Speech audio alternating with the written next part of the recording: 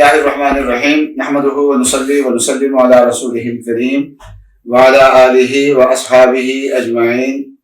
رمضان المبارک تقوی کے لیے آتا ہے، زندگی میں اصلاح کے لیے آتا ہے، اور اس مہینے میں کوشش تو ہر مسلمان کی یہی ہونی چاہیے کہ کسی گناہ کے قریب بھی انسان نہ جائے۔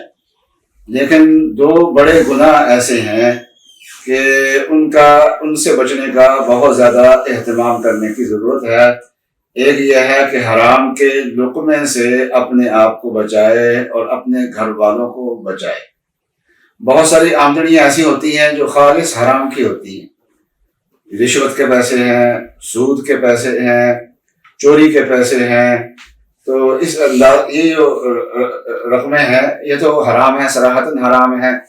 اور کچھ ہم نے حلال کاروبار کو اور حلال کام کو کے اندر بھی کچھ حرام کا عنصر شامل کر لیتے ہیں، اشیاء میں ملاوٹ کر لیتے ہیں، ناپ تول میں کمی کر لیتے ہیں، اور ملازمت ہے تو ملازمت جتنے کام کے لیے ہے اس میں کام چوری کرنا اور کام نہ کرنا، اور اس طریقے سے حلال میں کچھ حرام کا عنصر شامل کر لیتے ہیں۔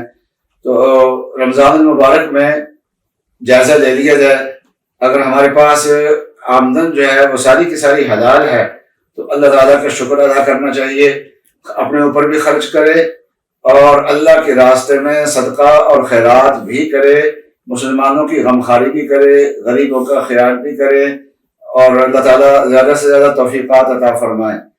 اور اگر آمدن مخلوط ہے تو کوشش یہ کرے کہ حلال کا حصہ جو ہے وہ رمضان کے مہینے میں پیٹ میں جائے اور حرام سے اپنے آپ کو انسان بچائے۔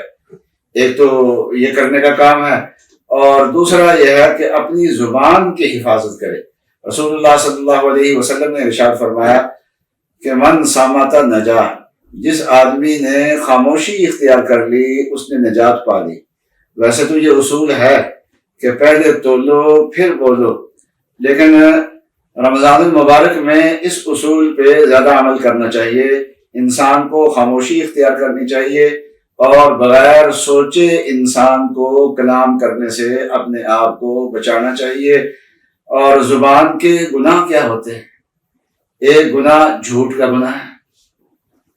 تو جھوٹ ہماری زندگی کے اندر اتنا آ گیا ہے کہ ہم جھوٹ بولتے ہیں تو ہمیں احساس بھی نہیں ہوتا کہ ہم نے جھوٹ بولا ہے۔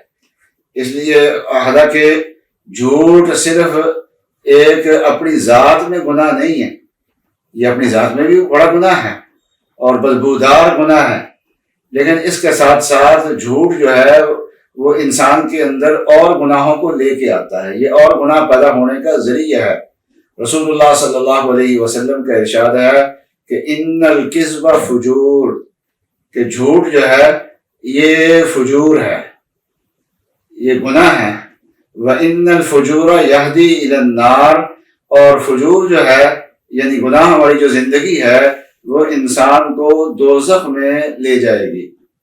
اور زبان کے گناہوں میں جو عام طور پہ ہماری زندگی کے اندر ہے وہ غیبت کا گناہ ہے، دوسروں کے عیبوں کا تذکرہ کرنا، اور دوسروں کا وہ عیب جو سچ واقعتاً اس کے اندر پایا جاتا ہے، شریعت نے اس عیب کے تذکرہ کرنے سے بھی منع فرمایا ہے۔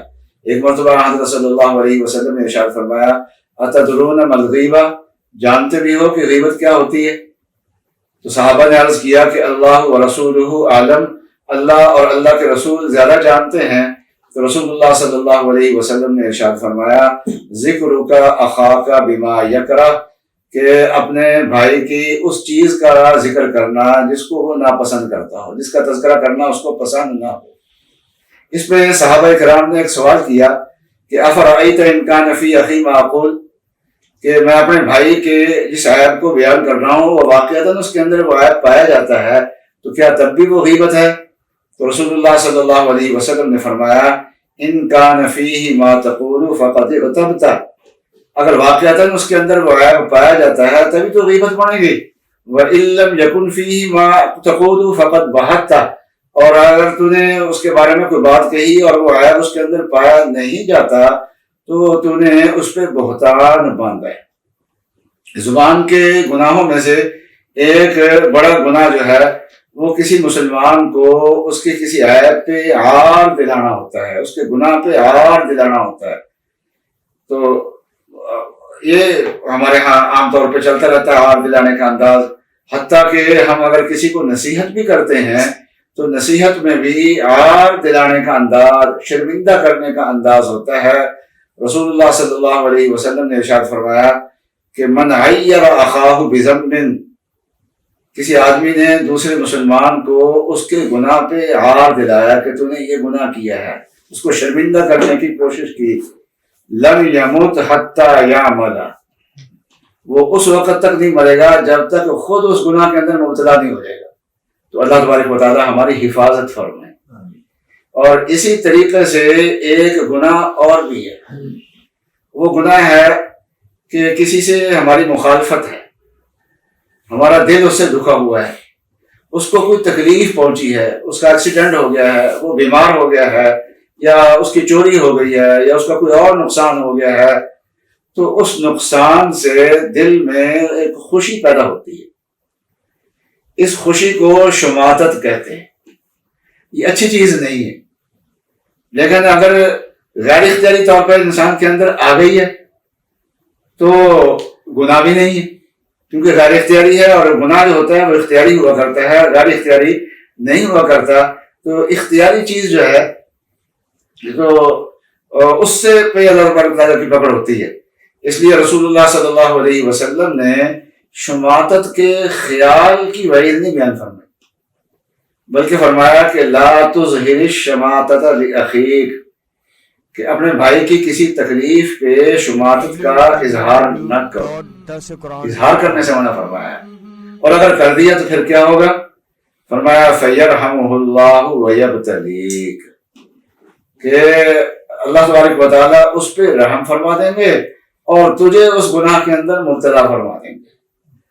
اور رمضان المبارک ویسے بھی نیکیوں کا مہینہ ہوتا ہے، اور نیکیوں میں مضبوطی جو آتی ہے وہ مضبوطی زبان کی احتیاط سے آتی ہے.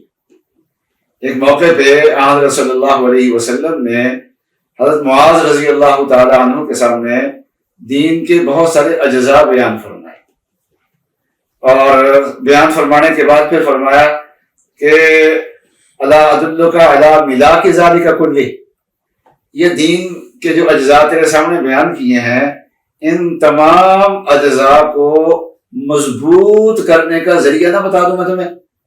انہوں نے کہا کہ یا رسول اللہ ضرور بتائیے.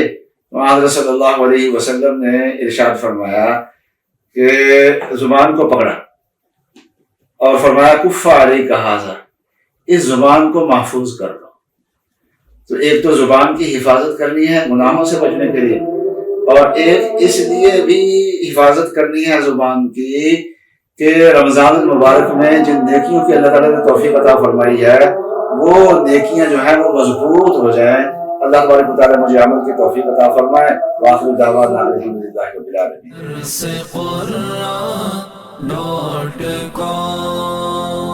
www.darsequran.com